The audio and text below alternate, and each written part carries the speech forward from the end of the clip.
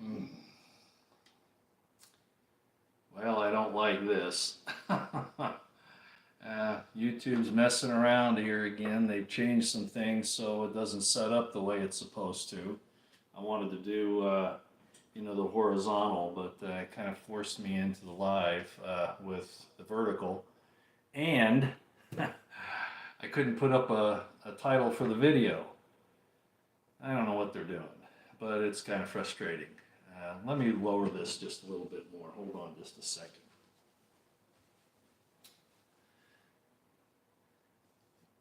Every time I seem to do a YouTube video, they're changing some little thing around to make it more difficult. So here we are. So you don't even know what I'm going to talk about tonight. Hello, everyone. Yeah, it's kind of late on a Thursday night. I imagine for most of you, and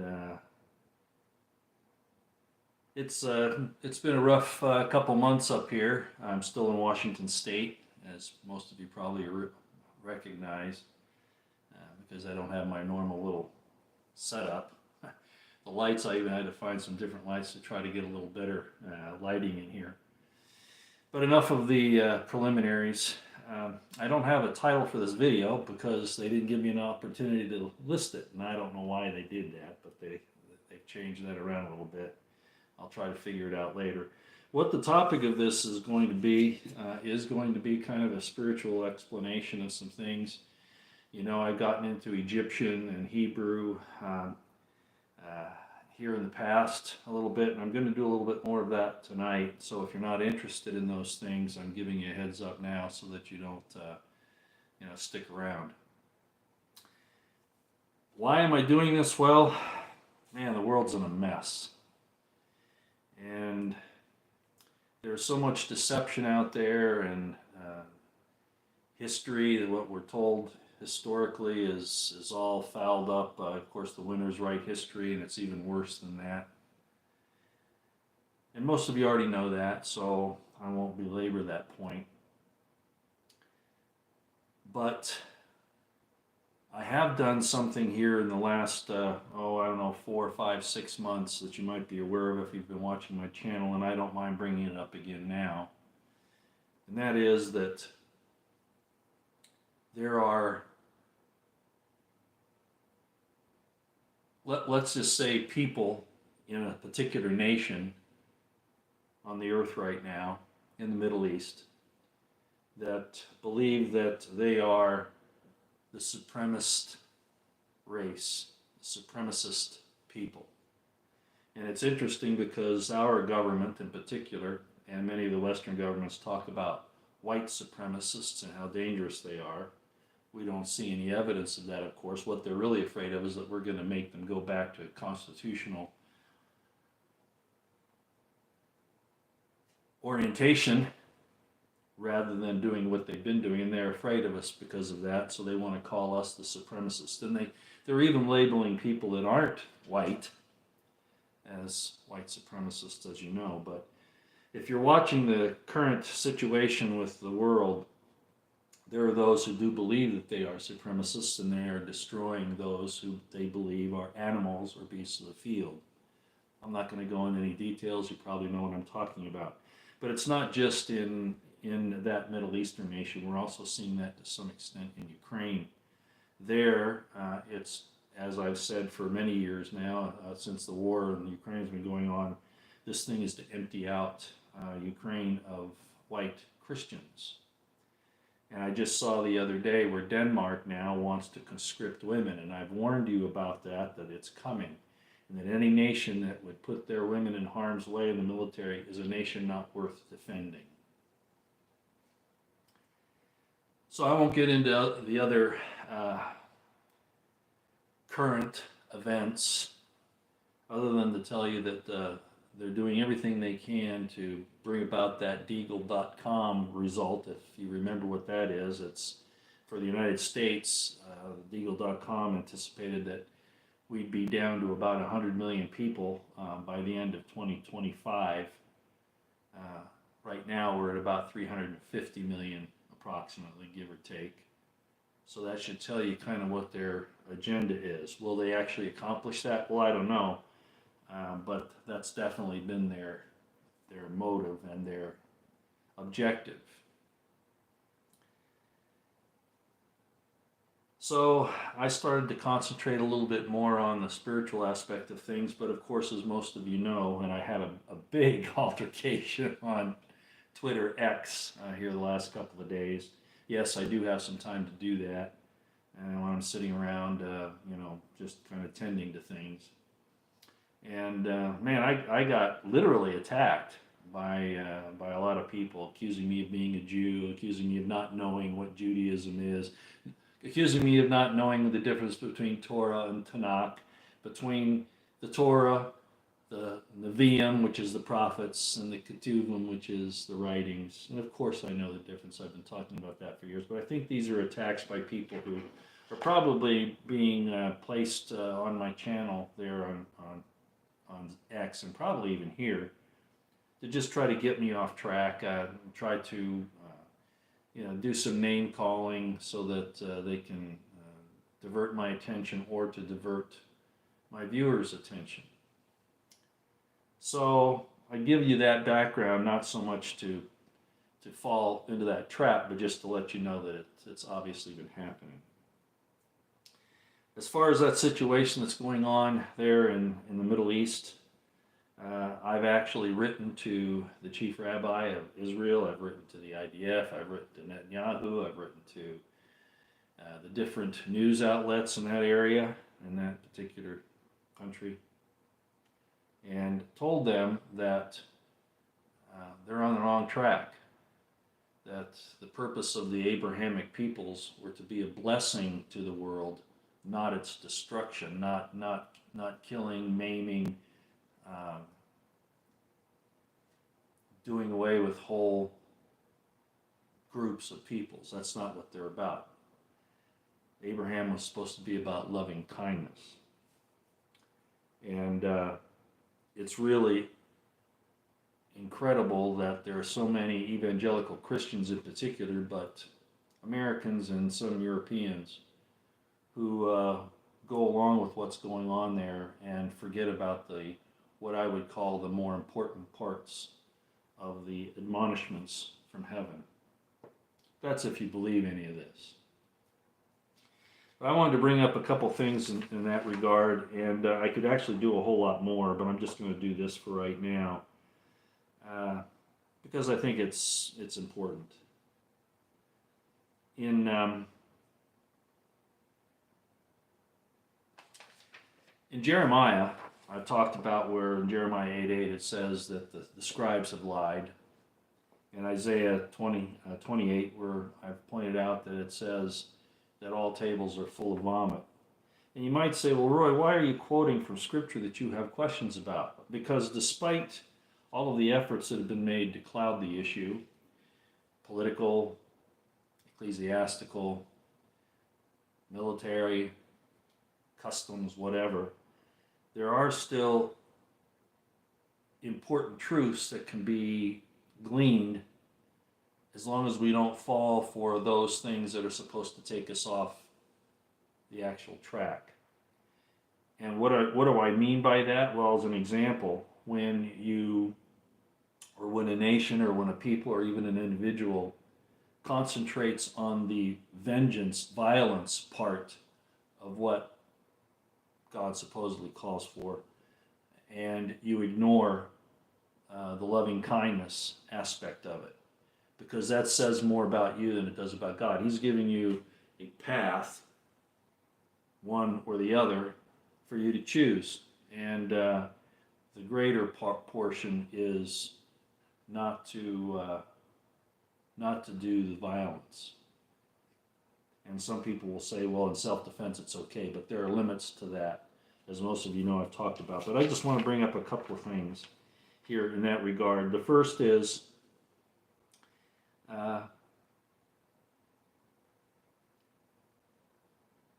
in the Gospel of the Ebionites, and also in it's brought up about and a story by the name of Epiphanius. These people have a quote from Jesus. Now, those aren't in your normal Bible. These are extra biblical, but I'll get to a biblical quote here in a minute. They say that Jesus said, I have come to abolish sacrifices, and if you do not stop sacrificing, the wrath will not cease from you. Now, a lot of Jewish people would say, no, we have to reinstitute the sacrifices, and the scriptures talk about that. And there's a thing called preterism, when these things actually happen that were supposedly prophesied in books like Daniel and Ezekiel, etc. A lot of scholars and a lot of biblical people that look at this say that those things actually happened in total in 70 AD. I'm not going to get into that tonight. All I'm going to say is this, that if the people in the Middle East continue to do what they're doing in slaughtering masses of, especially women and children, the wrath will come upon them. And what happened in 70 AD in that particular country will happen again, and God's not going to come and save them. So I just quoted you from the Gospel of the Ebionites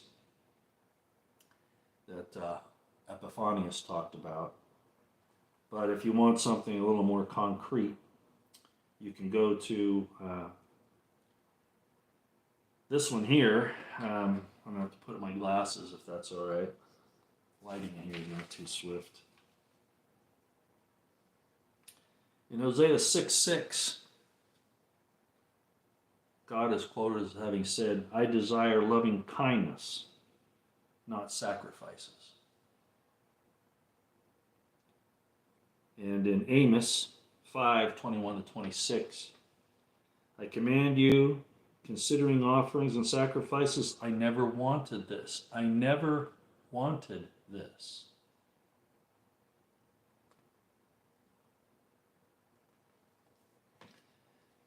And Isaiah quoted in a spot says, enough, enough. I've had enough of the blood. I've had enough of your festival days.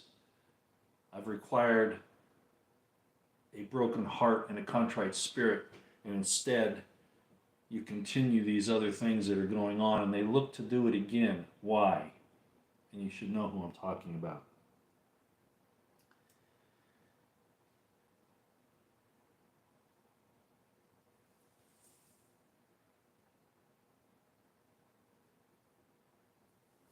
There's some other things I could talk about there, but I wanted to kind of set that stage because it seems like while so many talk about, Christ-like love and things like that, we see a lot of these people that espouse that, calling for more blood and more blood and more blood. And I just read to you where that's not what's asked or required. Right?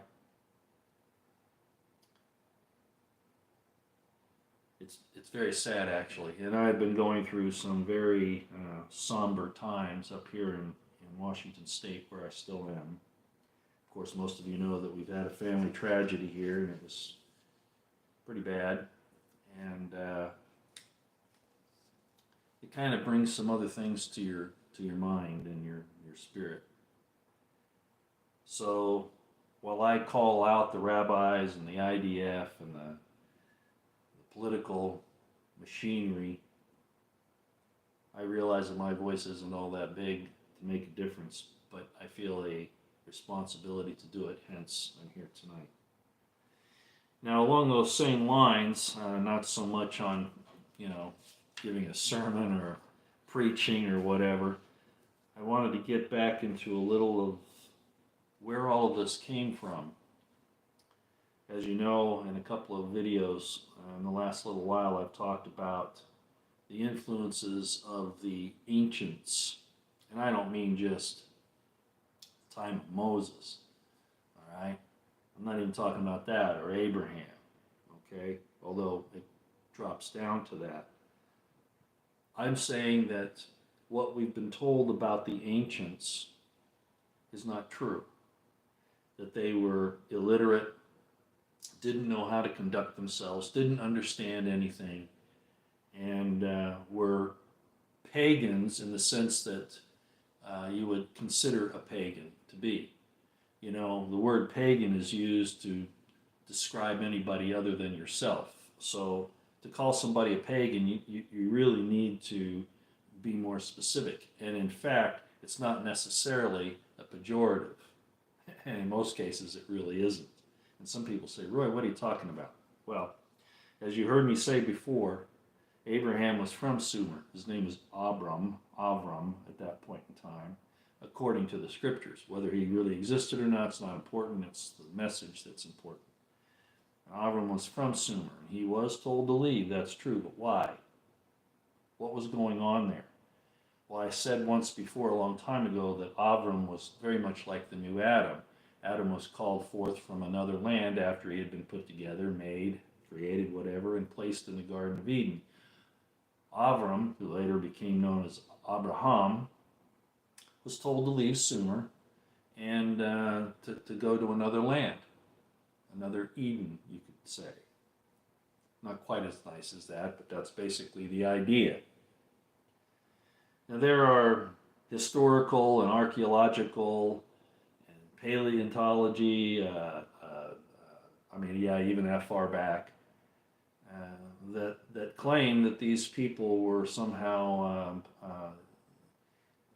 less than the type of person you want, these ancients, less than the type of people you want to have as neighbors. And I'm not saying that they were all really good, you know. People say, what about the flood? Wait, what about the flood? Well, whoever writes history is usually the winner, right? It's usually the winner. And that doesn't necessarily mean it's 100% true. People say, oh, that's heresy, blasphemy here, and you're calling the Bible into question. Well, you know I've always done that, right? But the earlier days of all of this, there were some things that happened that I thought I'd bring to you tonight. And I did that the other day, showing you some Egyptian and combining it with Hebrew. And I thought I would do this tonight. And some people are going to say, why do you always get on this topic? And you'll see what I'm talking about in a minute. Well, it's because it's under such attack today. This particular topic is either perverted or sometimes revered. Often it's revered, but often it's perverted and actually turned to destructive behavior. But that's not what it was intended to be. And what am I talking about again? Of course, the man-woman relationship. The last video I did, I talked about God being a him, and I will address him as Father, because that's what I was instructed to do. And people say, well, gee, that's awful, sexist, isn't it? Well, if you've watched me for any length of time, you know that I know there's a mother in heaven as well, for lack of a better term, in heaven, mother in heaven. There is father and mother, and I've showed you that in the Tetragrammaton, the YHVH. And it was well known in ancient times, and I explained to you that, at least in the Israelite tradition, the mother was hidden because there's a respect for her. And we see that type of respect in the stories of Abraham with Sarah, etc., about how certain things are not discussed, all right? Well, in the ancient pantheons, the ancient groups of polytheism, which really has a lot of merit, even in the first book of Genesis, people will argue about that, the Elohim and all of that, but then you have Psalms 82 and you have Deuteronomy 32 where it talks about all these different gods. Yeah, you're only supposed to worship one. At least that's what they say, right? And I'm not going to get into that tonight. But what I do want to do is I want to show you some more correspondences in the Egyptian to the Hebrew. And this particular one is it's pretty graphic. And some people might even say pornographic, but it's not. It's all in how it's used, right? A tool like this marker here, I could use it to write, or I could use it to punch your eyes out. Depending upon why I do either one of those will depend upon whether it's a good thing or a bad thing, whether it's good or evil. So how something is used is more important than about anything else. Like I said before, the right use of something is righteousness. The incorrect use of something is unrighteous use, unrightness. So in the New Testament, it talks about where Jesus came from, right? It talks about Mary was overshadowed by the Most High. That's what Gabriel supposedly told her. I have a different view on who that individual is that Jesus has talked about. As most of you know, I have a different idea. But the concept of overshadowing is very important because it means that something physical actually happened. Overshadow in the Hebrew is this right here. Okay? It's a zadeh, which means righteous person, righteous man. And two lamas, which does kind of mean, it's kind of forceful, right? So it means in the shadow.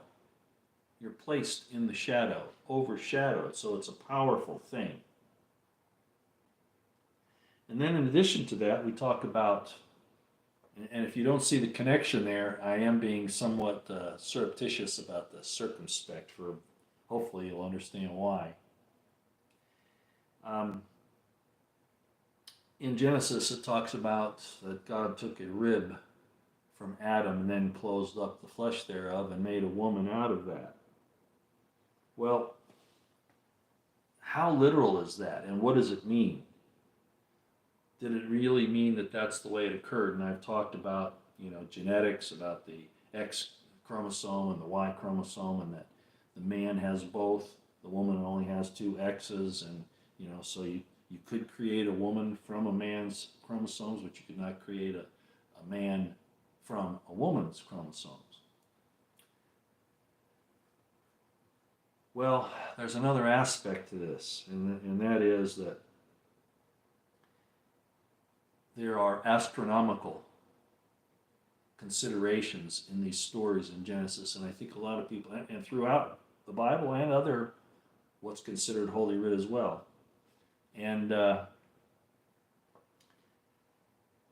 for instance, a lot of people are talking about the importance of the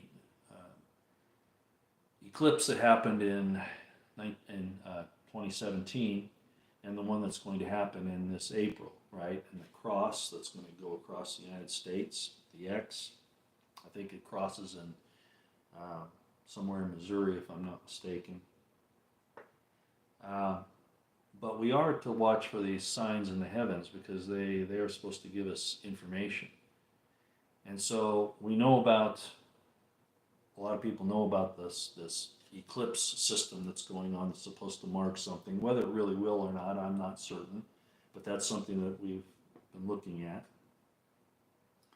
And there's also a situation where, you had the wise men, right, who could read the stars and knew that the personage of Jesus was going to be born. How you interpret Jesus to be, that's a whole other thing. I look at that different than most people do. But one of the things that I can show you tonight, I don't have a map here, so I can't show you a star map or anything like that.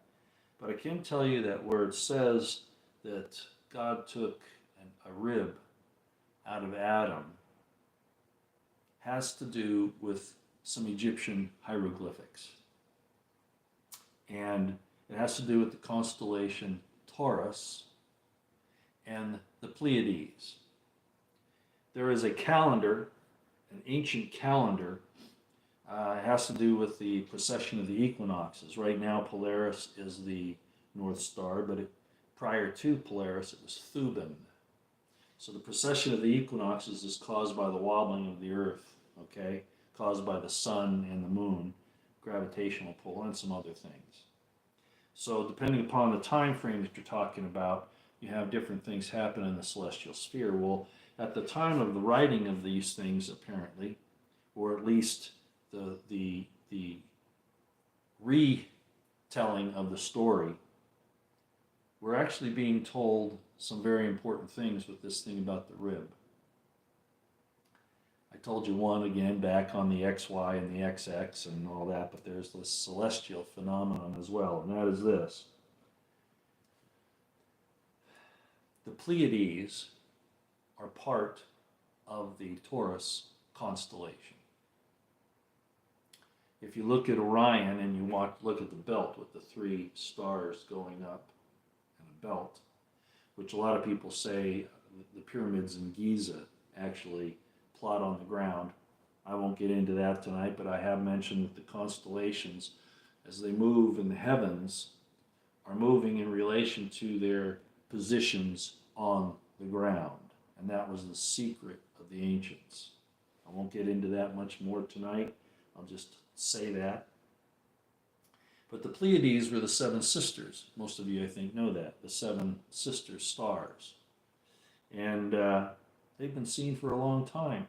And these 7 sisters come out of the side during this movement of this particular calendar, which I do not have for you here. And by the way, this is not something that I figured out. I'm going back to one of my earlier teachers, one of my sages, one of my very good instructors in these things, who brought this information to me and showed it to me. And what happened is that this story of Eve is about the 7 sisters, the Pleiades, the stars of the Pleiades, moving outside of Taurus, his ribs.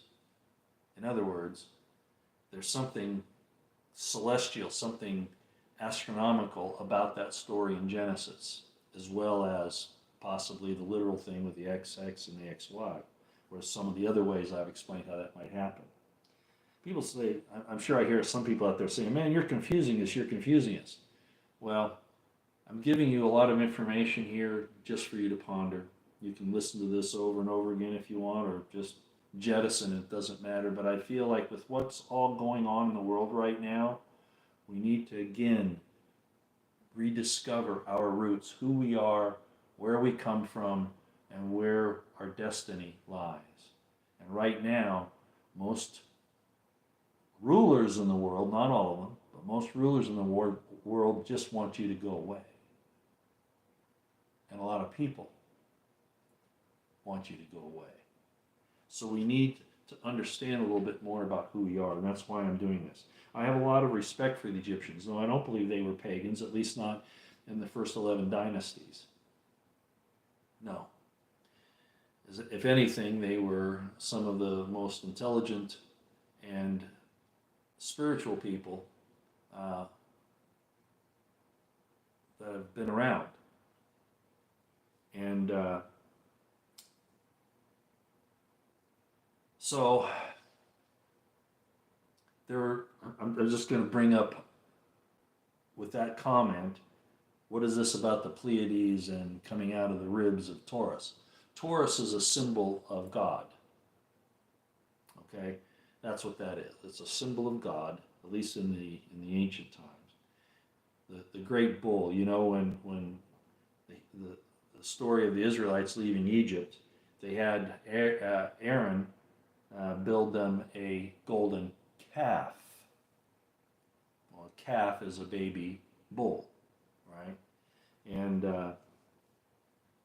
there was a reason for that. It had to do with Joseph of Egypt and his posterity that they were looking for at that point in time. Something that isn't really explained in Exodus. But at any rate, there's some other scriptures that give a hint about this situation with the seven sisters coming out of Pleiades. And I've talked about this in the terms of what will happen in the last days according to Isaiah. But where did he get it? In Isaiah chapter 4, verse 1. A lot of people don't like me talking about this, tough luck. It plainly states that in the time when God makes his move, 7 women will take hold of one man and shall say, we will eat our own bread and wear our own apparel. Only let us be called by thy name to take away our reproach. But what did I just tell you about the 7 sisters of Pleiades? Was Isaiah referring back to not just something that happened historically, astronomically in the past, but something that would happen in the future, cosmology-wise, astronomically wise, if you don't want to take it literal. I'm just throwing that out there. Remember, the Pleiades are the 7 sisters, and it's been known as that for a long time, and Isaiah said, 7 women shall take hold of one man. And I just told you about the Pleiades coming out of the side of Taurus, out of his ribs, using this particular calendar that's millennia old. So that's the first thing I wanted to kind of get to. Even in the worldview, the cosmology, for that matter, of the ancients and of godly people, they understood the importance of that man-woman relationship and its eternal aspects. You know, I hear people talk about, oh no, that can't be because of Jesus saying, you know, there's no marriage in heaven, and you know, those who are worthy of the resurrection neither marry nor are given in marriage, and they don't understand the historical placement of that. And I've talked about it before, that particular parable is taken from a place where it's totally misunderstood. But I would like to show you something now that, like I said, it could be considered pornographic in some regards. Some people say, yeah, we want to see that. I've shown you that in some recent videos, the correspondences, the similarities between ancient Egyptian and ancient Hebrew. And as a matter of fact, there are some people who say that before the confusion of the tongues, because the Bible says, the whole earth spoke one language. Wow. But what was that one language? Well, apparently the Egyptians and the early Hebrews shared that language. So now I've got another little thing here I want to point out to you. I think I'm going to fold this in half. I don't want to give this all to you at once.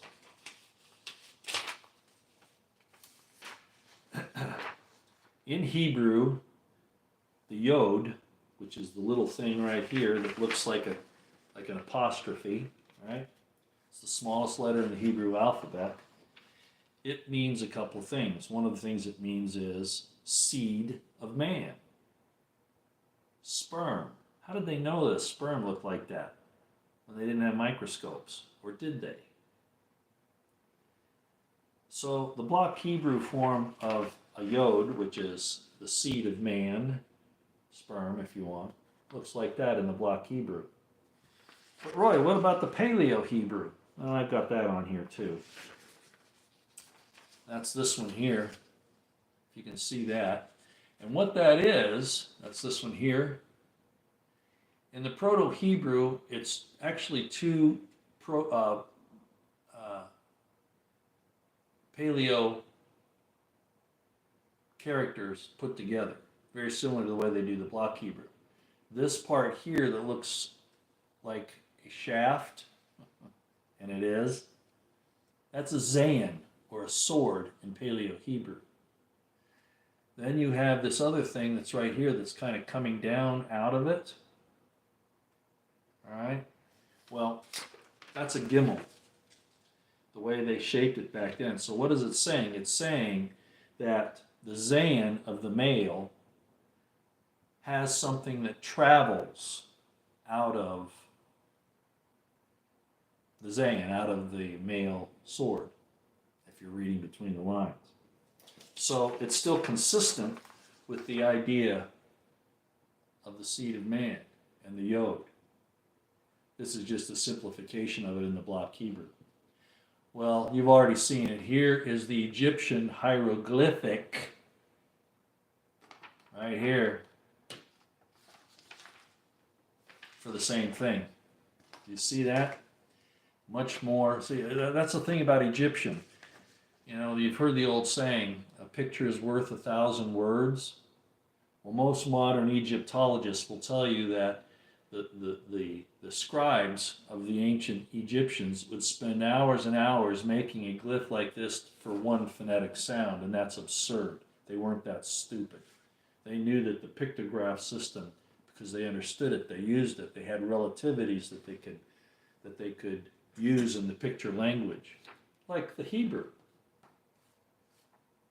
They gave a better understanding of the word. So this is the Egyptian hieroglyphic for the same thing as the Yod in Hebrew, or in the Paleo-Hebrew or Proto-Hebrew. A similar situation occurs with the letter Beit, and we could go through all of the Hebrew letters and the similar Egyptian hieroglyphics as well. This is a Beit, of course that means house. In the Paleo-Hebrew it would be this, and what that is, it's a path that leads into a house. Okay? And then this is the Egyptian hieroglyphic for house. So what am I saying? I am saying two things. I am saying, first of all, that through my studies and what I've been doing for several decades now, is finding that there are incontrovertible connections between ancient Egyptian, not the Egyptian of the Ptolemies in the time of Rome, for instance. We're not talking about that. That language is so much different than the earlier Egyptian. It would be very similar to the English, say, of the 1100s as compared to today. Okay, it's very different. Well, that was the same in the Egyptian. To say that the Egyptian of the Ptolemaic period was the same as the Egyptian of the 1st through 11th dynasties is absolutely ludicrous, because it wasn't. All right? And I think that's an important thing for you to understand. So, I have a lot of respect for the fact that I have come to the conclusion, you don't have to accept it, but I think that there was a connection very early on, as I've told you about. The northern kingdom of Egypt was ruled during the time of Joseph of Egypt, Jacob of Israel, Abraham, etc., of Hyksos. And the Hyksos were Hebrews, they were Shemites. And we could get into some of the things about the gods and stuff like that, but yeah, you know, there were monotheists that developed in the northern kingdom, probably with the help of Joseph of Egypt and the Hebrews. But regardless of that, the Egyptian and the Hebrew cultures were very, very similar. And people will say, well, that doesn't make any sense because, you know, the Hebrews coming out of Canaan, were a bunch of shepherd people. They barely could keep body and soul together. The Egyptians were a much more sophisticated society. Yeah, I know. So there's something wrong with our history. Something very wrong with it. But I wanted to bring this I know this is kind of bounced around a little bit tonight. I felt an obligation to come on. You know, I get like that. Especially here lately with all the things that are going on here with the family and all that, so concentrated on some of the tragic things that happen that we've got to look at the bigger picture, which is hard to do. It's very hard to do. But but knowing that there's an importance placed even by the ancients upon these relationships that we have with each other, particularly between men and women, the idea of progeny. And I could lay out a whole bunch of things from the Egyptian that would be very interesting to you that would correspond with the Hebrew. Uh, you'll say, well, didn't the Egyptians put the Israelites in bondage for 400 years? Well, it depends on what you. I frankly don't think it was the way Cecil B. DeMille in the Ten Commandments, or even the more recent one that was done with. I think it was about 10 years ago, maybe not that long, if I remember right. They did another one with the Ten Commandments, but the same thing. It makes the Egyptians look like really, really nasty people. And that would be hard to understand when you also understand that the Egyptians knew about weighing your heart on one. You had a scale, right? And you put a feather on one side and your heart on the other, and they should be equal. There should be no difference between the light weight of the feather and your heart. So to know that those are the types of people that we're talking about, it would be kind of hard to believe that they'd do the things that Cecil B. DeMille was talking about. And all of that's done to make modern society supposedly look more grandiose and greater than the past. And that's actually a way of putting people in slavery. It's not telling them the truth. Okay. Well, I thought you'd find that interesting, especially this little piece here. I thought you'd find that interesting. And that's just one of the things you find when you start studying these ancient concepts, writings, ancient peoples. And I don't go to standard Egyptologists. Like I said, they'll tell you that a writer in Egypt would spend hours on one glyph to make one phonetic sound, controverting the concept that a picture is worth 1,000 words. Well, I can't really do the chat tonight. I'm Irish and I know how to laugh to keep from crying. Anunnaki Bible Study Hour, kind of. The Anunnaki have had a bad, matter of fact, this came up on Twitter X as well. Anunnaki have gotten a bad rap, and that's thanks to Zecharia Sitchin, who was, by the way, a Jew. He was Jewish, and he talked about Enlil and Enki and Anu and all of that, Marduk and Tiamat and all of that, in very negative terms, that these people who were so advanced came here and they needed to make man so that we could be their slaves and mine gold. Well, if you could travel interstellarly or interdimensionally, you could make gold. I mean, we could do that in our nuclear reactors now. We could if we wanted to. So I don't buy Sitchin's explanations of things. I think it's another effort to try to say that we have advanced through history, not fallen short. And that kind of goes along with the whole idea of controlling people. Because if you know that your ancient fathers had your best interests at heart, even this many millennia down the road from them, you might not pay attention to your rulers today.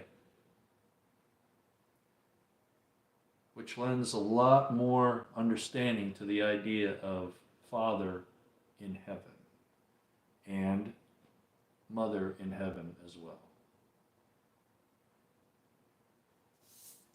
That's all I really have tonight. Sorry I couldn't get this thing put together quite the way I wanted it. YouTube keeps changing the directions and the opportunities here. It said we'll go into advanced settings. Well, they used to give me that option before when I started to do the live stream, it would come up and I could put in there I wanted horizontal or vertical or this or that. And it didn't happen this time. They changed it again.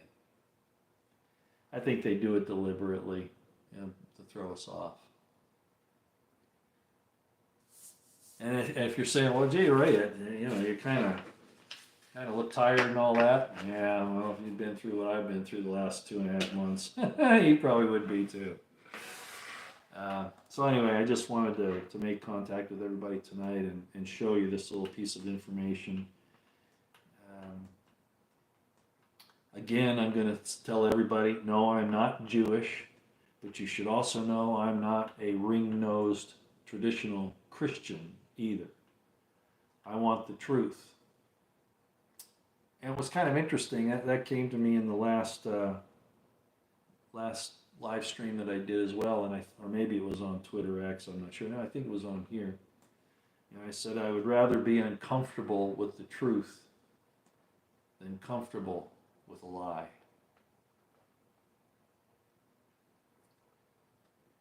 Thanks for coming, and that's all I'll have for tonight.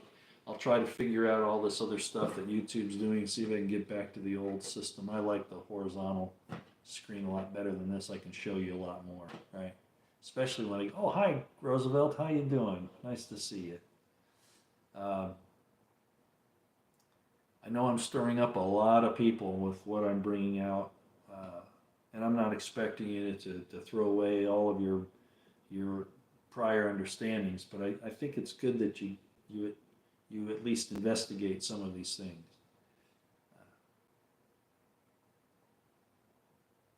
It helps you to understand who you are, where you come from, and where you're going, what your destiny is.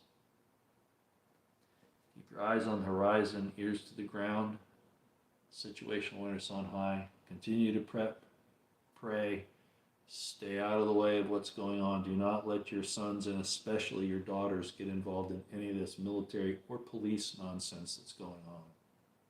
It really isn't where you want to be.